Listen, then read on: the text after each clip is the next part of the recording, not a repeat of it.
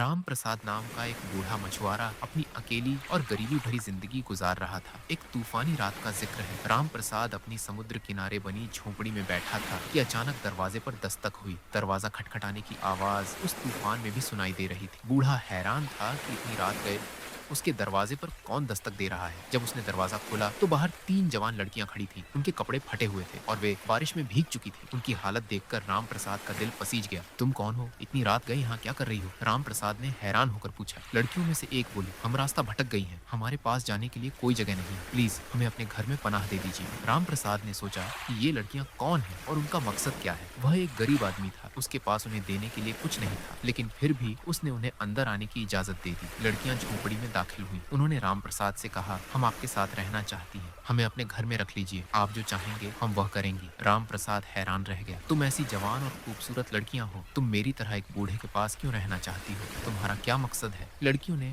जवाब दिया, हमें सिर्फ आपका साथ चाहिए। हम आपकी हर बात मानेंगे। रात गुजरती गई। लड़कियां सो रही थी, लेकिन राम प्रसाद बैठा सोचता रहा कि इन लड़कियों का असली मकसद क्या है। वह समझ नहीं पा रहा था। ऐसी खूबसूरत लड़कियां इस गरीब बूढ़े के पास क्यों रहना चाहती हैं? अगले दिन लड़कियों ने राम प्रसाद से एक और हैरतअंगेज दरख्वास्त की, हम आपसे शादी करना चाहती हैं। राम प्रसाद हंस पड़ा। क्या 100? तुम पागल हो गई हो? मैं तो बूढ़ा हूँ, तुम जवान हो, तुम मेरी बेटियों की उम्र की हो, तुम मुझसे शादी क्यों करना चाहती हो? लेकिन लड़कियां अपनी बात पर अड़ी रहीं। उन्होंने जोर दिया, यह कोई मजाक नहीं है, हम सच कह रही हैं, हम आपसे शादी करना चाहती हैं। आखिरकार राम प्रसाद ने उनकी बात मान ली और तीनों से शादी कर ली। वह समझ नहीं पा रहा था कि ऐसा क्यों हो रहा है, लेकिन उसे लगा कि शायद ये किस्मत का लिखा है। शादी के बाद राम प्रसाद ने महसूस किया कि लड़कियां रात के वक्त अजीब हरकतें करती हैं। एक रात उसने झांक कर देखा तो हैरान रह गया। लड़कियां अपनी खाल उतार रही थी और उनके अंदर से 3 देवियां निकल रही थी। वह दरअसल समुद्र की देवियां थीं, जो एक बददियांत जादूगर के जाल में फंस गई थी। राम प्रसाद ने फैसला किया कि वह सब्र से काम लेगा और देखेगा कि आखिर ये सब क्या है। वह हर रात उन्हें देखता रहा, लेकिन चुपचाप। उसे एहसास था कि कुछ न कुछ राज है जो अभी तक उस पर जाहिर नहीं हुआ है। एक दिन राम प्रसाद ने लड़कियों से सीधा सवाल किया, तुम हर रात यह क्या करती हो? मैंने तुम्हें देख लिया है, तुम कोई जादूगरनी हो क्या? लड़कियों ने जवाब दिया, हम आपके साथ कुछ गलत नहीं कर सकती। आपने जरूर कोई सपना देखा होगा। लेकिन राम प्रसाद मुतमीन नहीं हुआ। उसने उन्हें घर से निकालना चाहा, लेकिन लड़कियों ने मिन्नत समाजत की, हमें सिर्फ एक रात और रहने दीजिए, फिर आपको सब कुछ पता चल जाएगा। राम प्रसाद ने उन्हें एक और मौका दिया। वह जानना चाहता था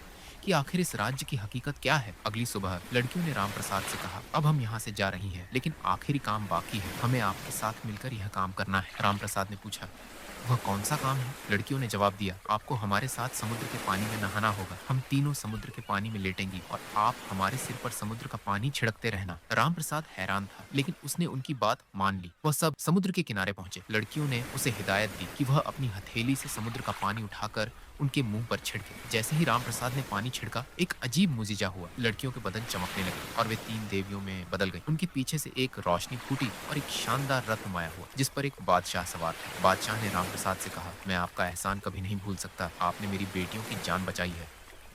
राम प्रसाद हैरान था, मैंने किसकी जान बचाई है? ये सब क्या है? बादशाह ने वजाहत की, बहुत साल पहले मैं और मेरी तीनों बेटियां समुद्र की सैर के लिए गए थे। वहाँ हमें एक छोटी सी कश्ती में एक बूढ़ा मछुआरा और एक जवान लड़की नजर आई। जब हमने बूढ़े मछुआरे से पूछा कि यह जवान लड़की कौन है, तो उसने कहा कि यह मेरी बीवी है। मेरी बेटियों को यह बात बहुत अजीब लगी और वे हंस पड़ी। बादशाह ने बताया, वह लड़की दरअसल एक जादूगरनी थी। उसने मेरी बेटियों पर लानत भेजी थी, जिस वजह से वे आम लड़कियों की शक्ल में जमीन पर आ गईं। उन्हें आजाद कराने का एक ही तरीका था कि कोई नेक दिल इंसान उन्हें बिना किसी लालच के पनाह दे और उनकी हिफाजत करे। आपने वह काम कर दिखाया। बादशाह ने राम प्रसाद को उसकी नेकी का इनाम देने का फैसला किया। देवियों ने राम प्रसाद को समुद्र के पानी से नहलाया। जैसे ही पानी उसके बदन को लगा, वह बूढ़े से एक जवान और खूबसूरत आदमी में बदल गया। बादशाह ने उसे खजाने, एक शानदार महल और एक नई रियासत अता की। राम प्रसाद की जिंदगी एकदम बदल गई। वह गरीब मछुआरे से एक ताकतवर बादशाह बन गया। देवियों ने उसे बताया, आपकी नेकी और ईमानदारी ने आपको यह सब कुछ दिया है। आपने बिना किसी लालच के हमें पनाह दी और हमारी हिफाजत की।